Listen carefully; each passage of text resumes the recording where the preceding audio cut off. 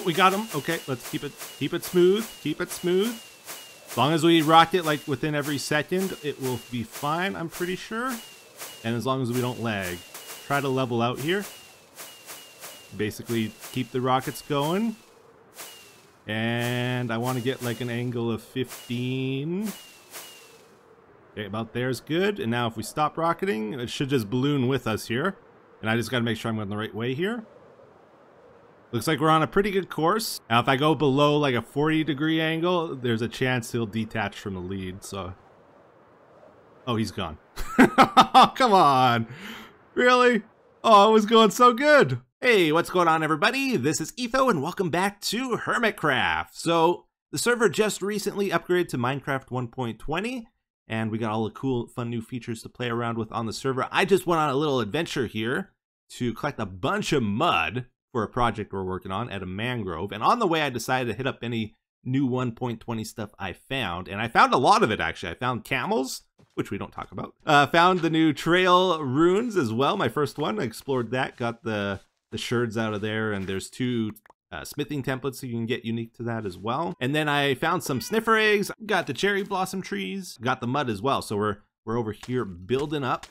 I found out, I never knew this, if you position the camera right, you can build faster. So watch this. If I'm building like this is my speed. If I hold right click, if I angle it up just a little bit, look at that. It's so much faster. Yeah, so we got a big, giant, ugly mud box next to our base now, which we're gonna have to decorate and somehow blend into our terrain and stuff, but we don't have to worry about that actually, because that's a problem for future Etho. Today, all we're worried about is getting a creeper farm up and running.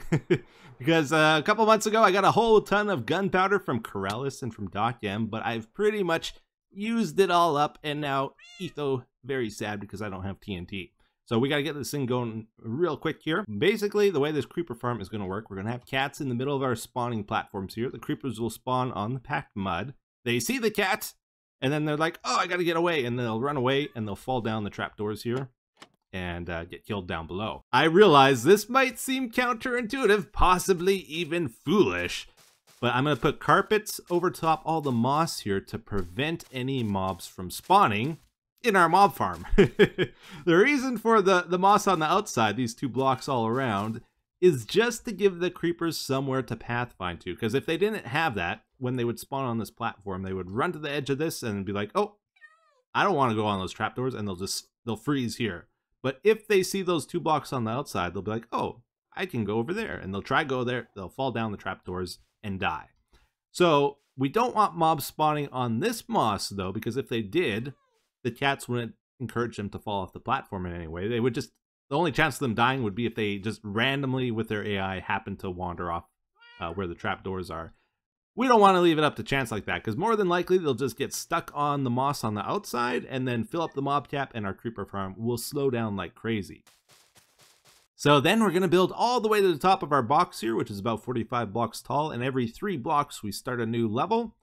And then underneath the packed mud only, we put trap doors to make it a little bit lower here. Creepers are shorter than skeletons and zombies, so that only allows the creepers to spawn here. You know, obviously I'm not going to forget about adding spider blocking or anything like that and then build the whole thing and add it later. No, that's not my style. I don't just build stuff on the fly like this.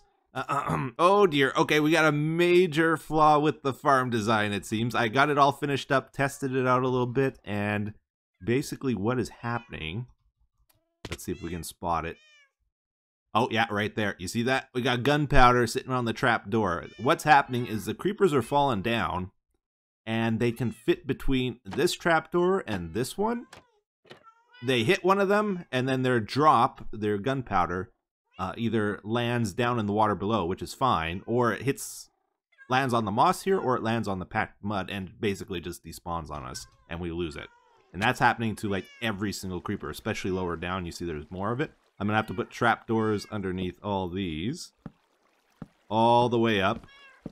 And then when we flip them down, that will prevent them from fitting between this trapdoor and this one. Add another little issue where the creepers were getting stuck on the rim around the drop of doom. So I replaced the rim with trapdoors, and then they just fell right down. No problem.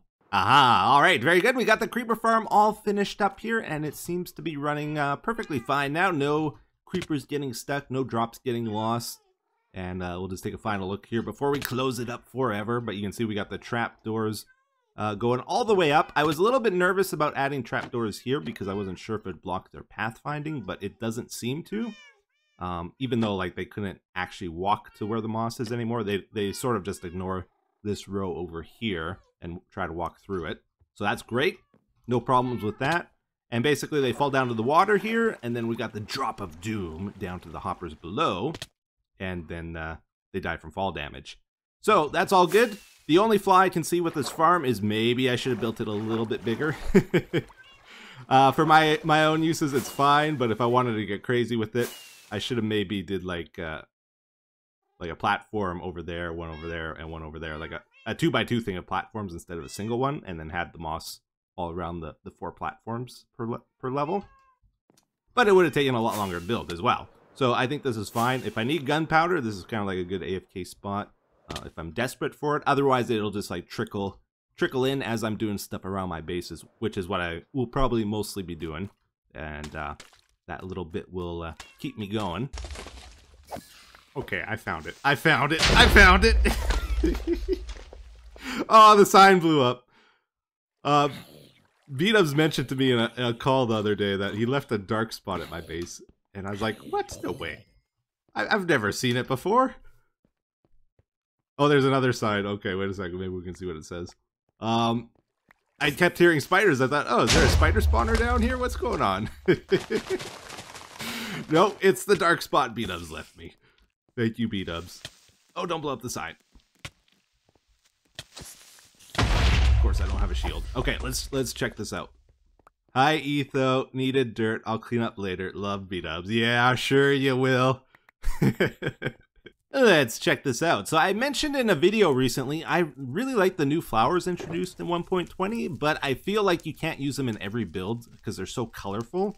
Like you don't want them in grayish builds, right? You want them in more colorful builds. And I mentioned, oh yeah, Monstrosity Season 7, these would have been perfect for that, right? Because it was a super colorful build. And then in the comments, you guys were like, you know what, Etho? Your current base is like made for them as well. And I think you guys might be right about this, especially this pitcher pod. Like we got so much blue in our build. Yeah, look at that. That's perfect. This is like the flower for this base, honestly. It's a little weird looking, which is what we're going for. It's got the green at the bottom, which goes with the moss. And that light blue over there is like the color of the fire, and the darker blues is like this color. And it's got a little bit of lavender to it as well, so it kind of mixes between the purple and the blue. Yeah, I couldn't have asked for a better flower, honestly, to go with this. That's incredible. What about the other one, the torch flower? Are we going to be able to use that at all? Possibly. I feel like that orange really stands out, so we got to be more careful how we use it, while the pitcher pod we can kind of just spam everywhere. On this season of Ice Road Truckers. Due to the calming of the polar vortex, weather can change on the dime out here, and many truckers have found themselves stranded after 23 hours of non-stop driving. The convoy has reached a dead end. Yeah, you know, these ice roads, they don't always take you where you want to go. Sometimes they just melt and you can't get back home. What are you going to do? We're gonna have to sleep this one out, and hopefully in the morning it'll freeze and we can get back. I'd been running up a 32-hour stretch, and I guess I just dozed off, and I hit some kind of speed bump. And when I woke up, I'd been barreling down the middle of town and just lost control of my rig. And yeah, and luckily nobody got hurt. Meanwhile, first-year rookie trucker Etho has found himself in a very dangerous situation as he's taken the wrong road and is now heading off course in uncharted and untested ice roads. Yeah, well, you know, it's not how I wanted to spend my day today, but, you know, it is what it is, and we're just gonna have to deal with it and move on here. But, unfortunately, that's probably the end of my trucking season, and at least I get to go home and see my family. I've been missing them. You can count on it, though. Next year, Etho's gonna be back better than ever. I'm gonna learn from my mistakes, and Boy, I just love the trekking life. I can't get enough of it. Yeah, so I thought it'd be cool to do a few things around the boat race track that we've been building with Rendog. I thought, first off here, I just went and I did a rough mapping of the course we've built so far. I don't know about you guys, but I've been struggling to understand like the shape of the course, how big it is. So this is all the area we've built so far, all mapped out. We can get a nice visual representation of it. So we are right now standing over here on the map. This is the starting line. You see where those arches are? It goes underneath them. And so it goes up this way. This is the start of the race. It bends around. And this is all the part of the track that Rendog has been working on. And then he hit the glacier area with the polar bears, where it opens up widely and is like, okay, where we're going to go. And I've been doing the other side of the course here. And it kind of just loops around the ice bite biome, back around here, and then to the village. And then I also hit the glacier area. And I thought, okay, I think we made a U-shape with our course, and we just need to connect the two ends together. No, turns out he's all the way over here, and I'm all the way over here. Complete opposite ends of the track. Rendog has actually gone and laid out with like polka dot lines how to connect the two ends together now, which is cool. So it's going to kind of go over here and like where I'm walking, and it zigzags around a bit and then eventually connects to here, I think. Let me show you the new section of road we got built here. There's like a risk versus reward section here. Oh, I missed it. Where basically if you can align the boat just right, you can get a little shortcut here with the slime block launcher. It's actually a little tricky to do. I can do it maybe like 50% of the time. Or if you ride on the clay like that, it'll slow you down and then it makes it a lot easier. But yeah, if you get up here, you get a nice little shortcut through the center of town. This used to be path blocks, and I replaced it all with ice. And as long as you can stay on the road, the narrow road here, and not run into all the buildings and stuff on the way, you'll probably be a bit faster that way. You also have like iron golems that run across the street and the villagers. So if you run into those guys, they'll slow you down. That's a bit luck-based, right?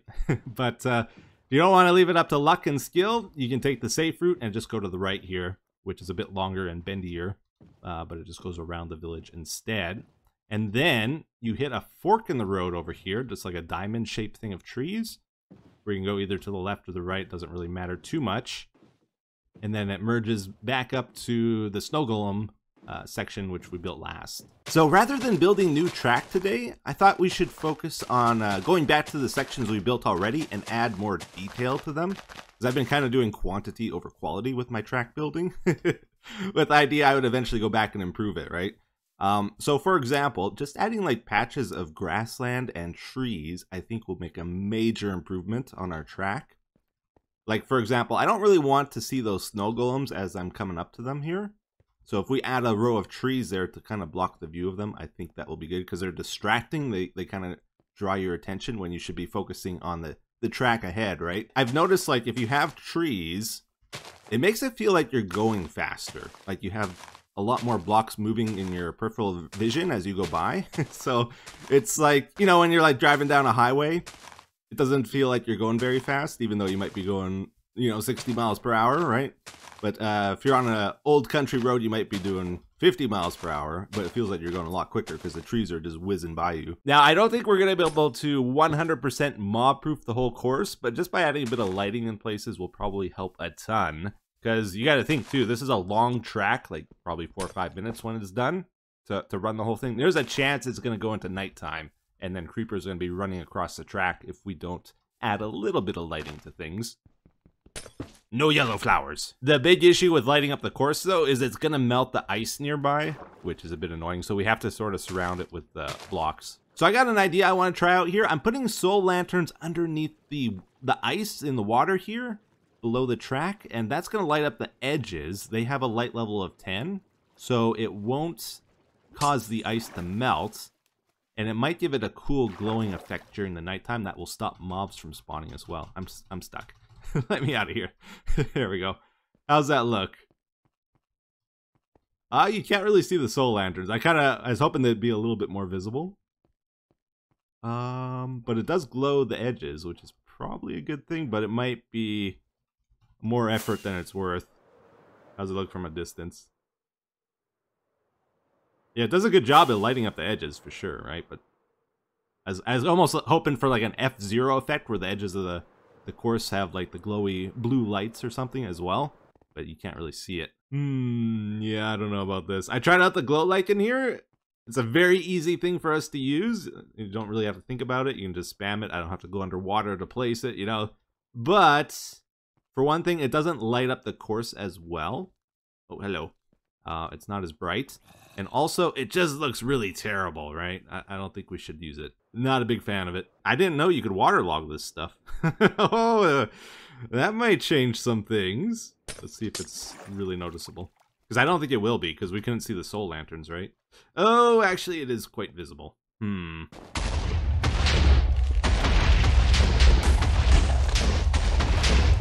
Well, I tell you what, you guys might have had this thought as well when you saw me do this before, but I kind of got the impression this shortcut might not have been all that much shorter than taking the safe, easy route to the right there. So I decided to change up our course here a little bit. Instead of cutting straight across where those trees are now, you instead have to go into this cave area. Aha! So I found a ravine over here, which helped to cut down the amount of digging I had to do a little bit, and I used TNT for another big portion of it. But yeah, this probably adds about 3 to 5 seconds taking the safe routes, and the reason for that is just because I want to make sure if you do try to take the shortcut there, it is a risk. If you miss it, you lose a bunch of time, but I want to make sure if you succeed, you get properly rewarded. Yeah, so both Rendog and I thought it would be a good idea to add some kind of signage to our road. Like if a turn is coming up, maybe signal if it's a gradual turn, if it's a sharp turn, a U-turn, you know, that kind of stuff. Some kind of road signage would be cool. Now, to do that, I think banners are going to be our best option, but I'm just wondering, how are we going to do that? Because, you know, you got some control with banners, but there's not like a ton of control. Oh, wait a second. There's 2 different ones. So this is like a third of the banner, but there's one lower down here that's like half the banner. And then if we just draw a horizontal line on another one, like this, and then you put them together, I think that'll make an arrow, kind of. Maybe not the best looking arrow, but probably this one. Now we gotta switch to red and then that. So instead of this one, we could use this one. I almost think that'll look better. You know, I didn't even think about it, but there is a render distance on banners we have to be mindful of, but it seems like it's pretty far. Can't see it? Now we can. Okay, so that's, I think, within acceptable range.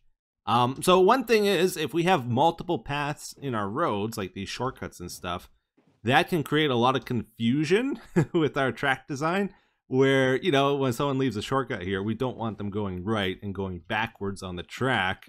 So we have to establish some kind of rules to our signage here. I think we'll use this like straight arrow to indicate direction and possibly gradual turns. But then if we want to do like a sharp 90-degree turn, I think we'll use this type of signage instead, where it's got this like 90-degree angle to it. I think that's pretty clear. It's actually very easy to do as well. So I'm doing the cross, and then we blank out with the diagonal like that. Pretty simple, right? So now the next question is, do we also add an extra horizontal line into that? Do you think that'll look better or worse? I'm not sure. Like we could also just do it like that. I almost think I prefer the minimalistic approach to it though. I think maybe for the U-turn sign, we'll take this piece and put them together like this with a downward arrow. Put that there, and you got yourself a U-turn, and maybe, I don't know if it looks better with this or not, but we could put that on too. Let's do a little test run here, shall we? So I got a small section of the track hooked up with the signage, and we'll see what it's like, get a feel for it. And then I want your guys' feedback. If there's any way I can improve this, let me know in the comments, and I'll take your suggestions and we'll apply it to the rest of the track here. But so far, I think it's kind of cool. We got a split sign there. We got another U-turn coming up. All right, let's get our U-turn going on. I don't know how helpful the signs are actually going to be. Like if you can read them fast enough and all that stuff, but they're also kind of just there for decoration. Oh, we got sharp turn, 90-degree turn here. Oh, and a gradual turn. So I'm using these straight arrows for gradual turns. And then another U-turn coming up. Okay. Get the U going, and I think that's as far as I went. Yeah, that's it. Okay, so next up here, I think Rendog wanted me in charge of the redstone for starting the race and stuff, so we got to figure that out, how we're going to do it. I think he said he wanted the start line like over here, though, if I'm not mistaken. Which, by the way, this is really cool. He made it super wide, so when we start the race, we're not going to be like right on top of each other. Nobody's going to be in front that has an advantage or anything. Should be able to freely move around and pick where you want to start here, and then you'll naturally merge together as the course gets more and more narrow. So I don't want like a button here, I don't think, because then someone might accidentally press it. I'm thinking let's put a target block like one row ahead here, and then you'll shoot it with a bow to start the race. And I'm going to put glowstone lamps so you know if you hit the target or not. And I can easily run redstone underneath this, and it'll be hidden away, you won't see it, right? And then I think we'll have like the starting line over here. I don't know if we're going to go for the checker traditional look or what, but something like this probably. Although I wonder if we'll be able to shoot that even. It looks like it's pretty high.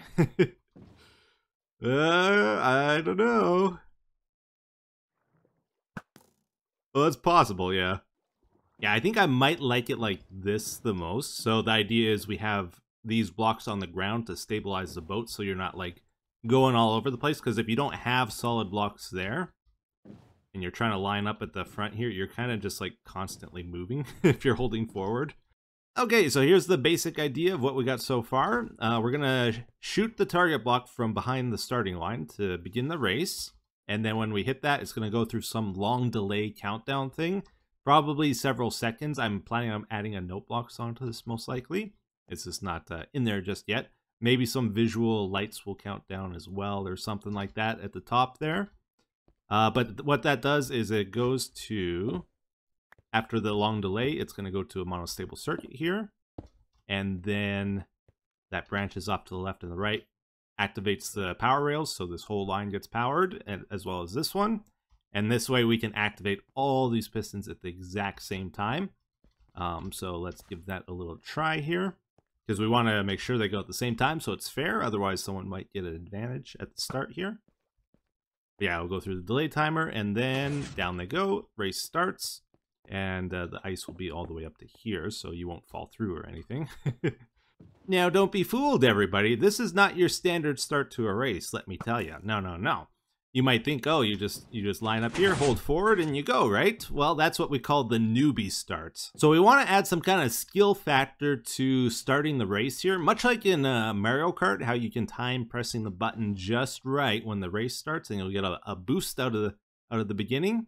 We want to do something like that as well. So the idea here is we're going to be allowed to move around however we want before the race starts behind the line. Like, we don't have to start at the line. That's the newbie start. No, we want to be moving around back here, and we want to try time it so that as we approach the line, right as we approach, it goes down, so we get the maximum acceleration when the race begins. If we time it wrong, we'll be a little bit away from the line. If we arrive too soon, we'll hit the line and we'll stop. So it's going to be a timing thing, and we'll have to listen to the note block tune playing, and looking at the lights counting down, all that kind of stuff. We'll hopefully add into this to make it interesting. So let's do a little test here, see if I can pull it off. So we gotta shoot the targets. I don't have very long of a countdown on there right now, so it's kind of hard to show. Let's see if I can get that. Oh, first try. So then you'll go forward, and then, oh, I was too soon. So I hit the line and totally stopped. Now, if I approached when the line was down, we can just skim past those blocks here, no problem, and get a nice boost at the start. You see how fast I'm going? But anyways, before we finish up this episode, I thought we'd just take a quick little stroll through the shopping district to check out some of the new changes happening here. First off, with Mr. B00. He's got his main base like all finished up now, which is looking pretty cool. B-Dub's building his beautiful B-Dub's buildings, as he does. And he just added this new one over here, Creeper Farm and a TNT shop. I don't think it's quite open just yet. But yeah, look at that, man. B-Dub's always being a big inspiration for the Minecraft community, right? He's a little show-off, honestly, is what he is. A lot of people compared this building to Fallout, but it really reminded me of, you know, in Naruto, the water city that Pain lives at with all the skyscrapers. They really had that look to them as well. which I thought was kind of cool. Then we got Hot Guy over here, or I mean Scar, with his Hot Guy headquarters now open. You know, he's been up to some no good and that kind of thing, but you can't hold it against him for too long, right? Let's just sneak past these guys. But yeah, this place is pretty cool. He's got a bunch of specialized autographed Hot Guy artwork here, you know. You check in here, he's got his open house day, he's got his laggy observers, because he doesn't care about server performance, always flashing. Memorabilia with the TCG cards and his posters, target practice, lots of loud arrow noises and slime block launchers and stuff. I like these a lot though. This arrow trail effect is pretty cool. If you use potion arrows and then you never let them stop moving, they'll never despawn. You can use it for like visual stuff. I might use that a bit in the future. I think it's a cool idea.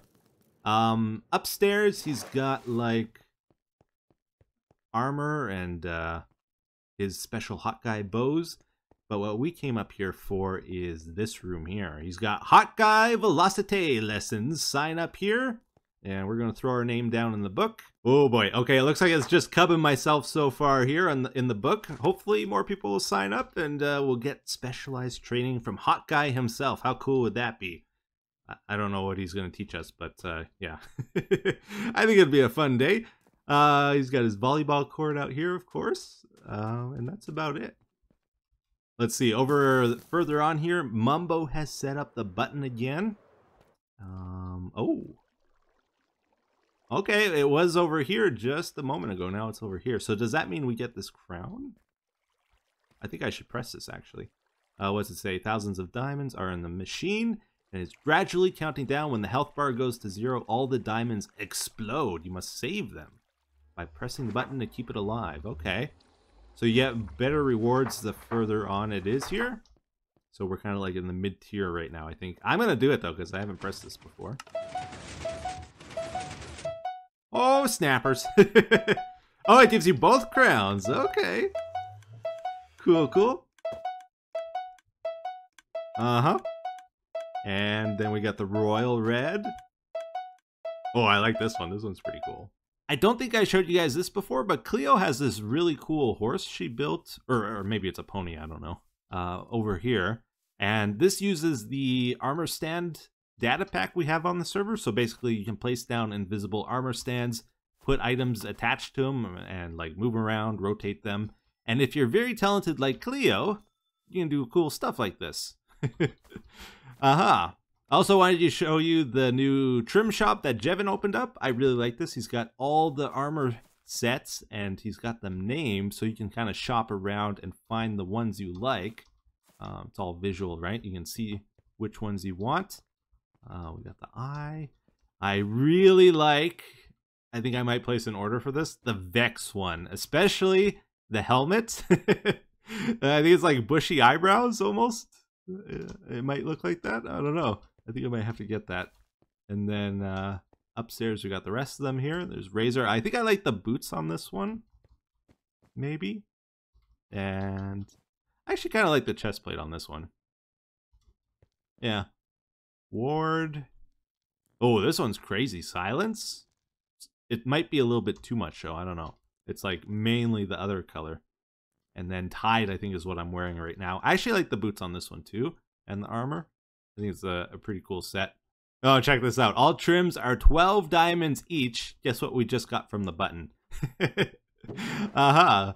So I'll put my payment in here. And I got my order placed. Etho Vex helmets. And I don't know how I get that, if he delivers it or what happens. But we'll just have to wait and see, I guess. Anyways, guys, thank you for watching. I hope you enjoyed this episode. Until the next one, take care. Have a wonderful day. And bye-bye.